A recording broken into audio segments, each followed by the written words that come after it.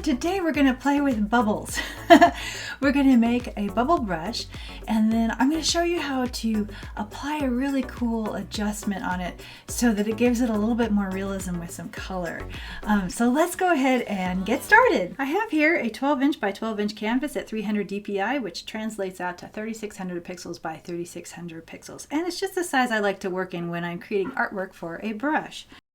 All right, to get started, I'm going to go ahead and open up our layers here, and I'm going to change the color of our background to black. I'm using a monochrome palette here that is available for free on my site. I'm going to go ahead and select black, and then I'm going to go to layer 1, and I want white selected, and I'm also going to select, let's see, I'm going to go down to calligraphy and select the monoline brush that just comes standard with Procreate. I'm going to go ahead and draw a circle. I'm going to hold to invoke the quick shapes, and I will tap once to make it a circle. And when I'm satisfied with that, I can just tap my layers or go over to the transform tool and tap it. I am going to use the transform tool, and I have snapping selected with a distance of 3, and the distance is just the default. I don't remember if snapping is the default or not, so you might want to check that. And then I'm just going to go ahead and move around, and the reason I have snapping is so that I can see those golden lines pop up when things are centered.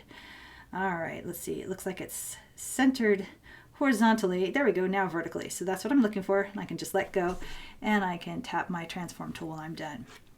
I'm going to go ahead and create 2 duplicates of this by gently sliding over that layer 1 to the left and tapping duplicate.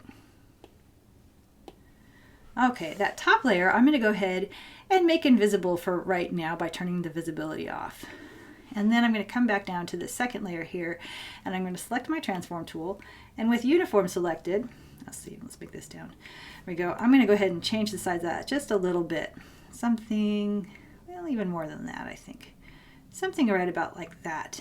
And I do want to make sure it's also centered because I want this to be a nice, there we go.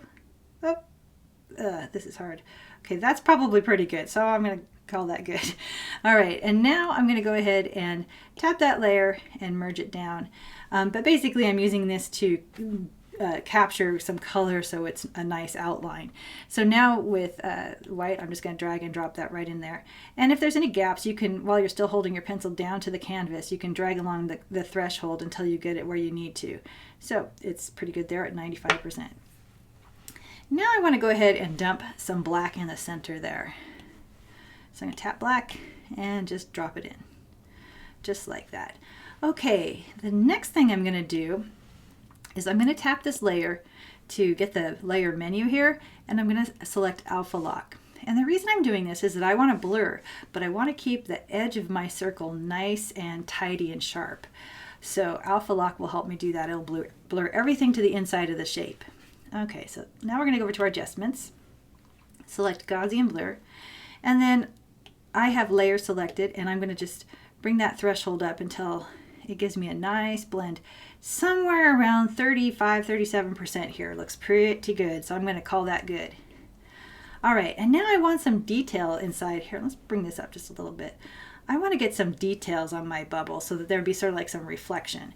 And I actually even think I might want to have a little bit of some gray in here or something, and then bring in a circle just so that it looks like you can see through it.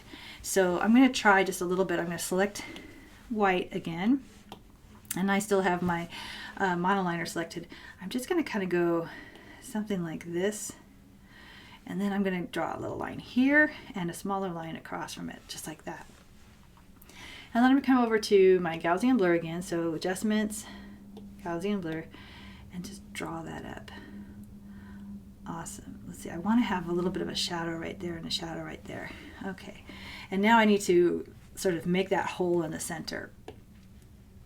But the thing is, I wanted to have some continuity of that kind of look there. Create a new layer on top, and then we'll create our nice dark circle here. Tap it so it's a circle. We're going to go ahead and fill that. And then I also want to move it around so I know that it's centered. So I'm going to select the transform tool there, and let's see, we're almost there. Okay, I'm thinking whoops, the blue line is good. Okay, there we go. We know we're centered here. Do I want that to be bigger? No, I think that's probably pretty good. Okay, And now I'm going to go ahead and merge that down. And now I'm going to go ahead and use my blur again. There we go. So you get the sense that it's, yeah, that's cool. And I'm maintaining this a little bit, but I think I do want to just make it a tad stronger. So with black still selected, I'm just going to go right like that, right like that. Okay. Awesome. Now it gives just a tad more detail, maybe just a little bit. Yeah, just so it's a suggestion here, and that looks pretty good. I like that. So I think that's probably a pretty good bubble. So I have one last little step that I'm going to do here.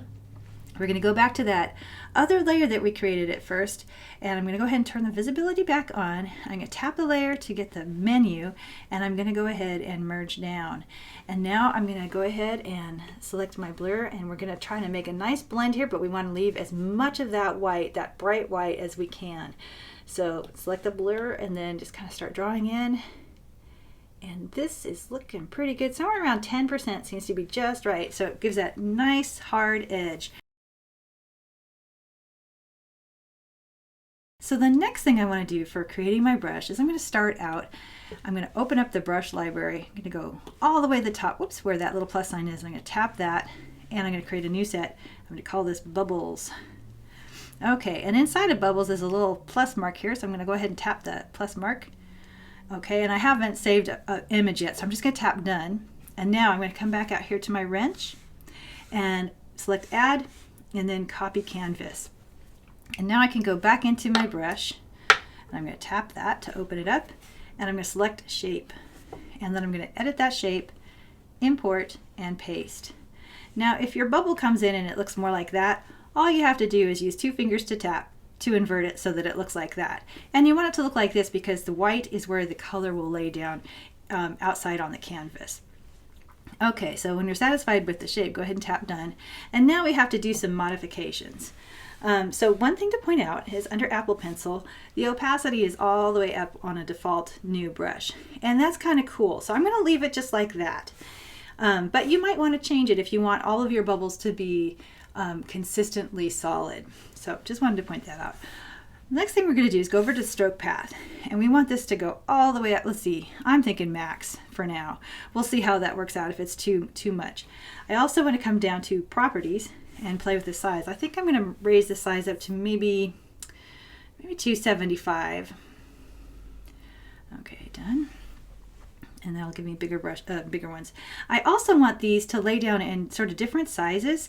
So I'm going to go over to the dynamics here, and I'm going to select jitter and size. And let's see, maybe somewhere around 75, I'm thinking. That looks like a nice, different of sizes. That looks pretty cool.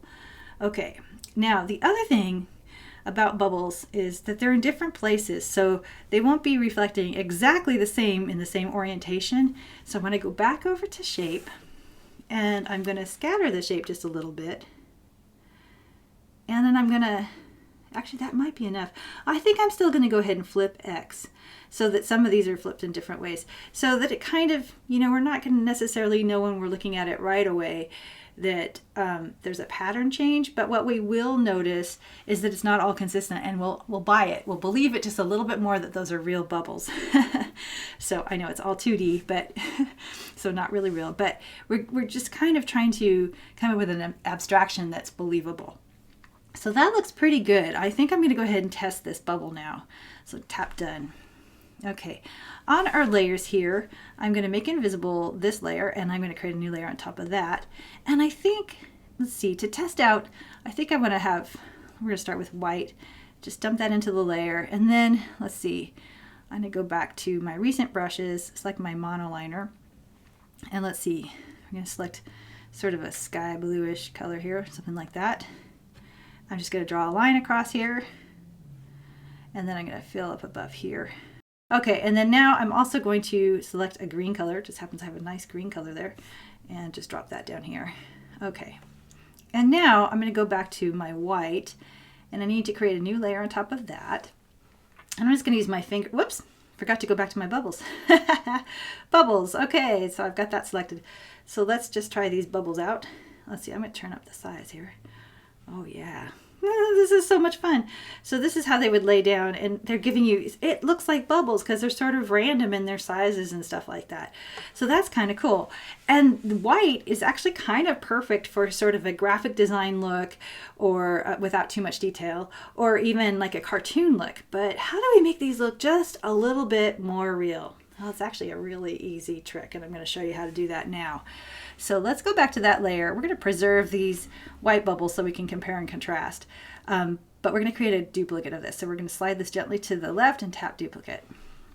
And then I'm going to turn off the visibility of that layer. And actually, while we work on our bubbles here, I'm going to turn off the visibility of this sort of landscape view here. Okay, so now I want that top layer selected, and I want to go ahead and tap it to get the layer menu, and I'm going to select Alpha Lock.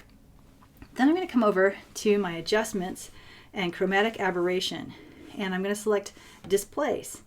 And if I don't blur it, this is kind of what happens when you're playing around with displacement. And it's kind of nice, but when you blur it, it's even nicer.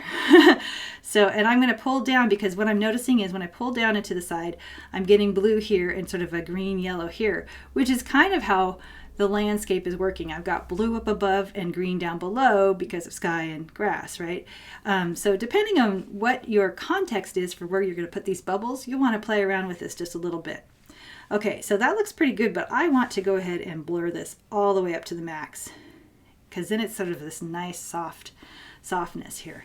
And I'm going to play around with moving this still, because I kind of want to get some of that red in there.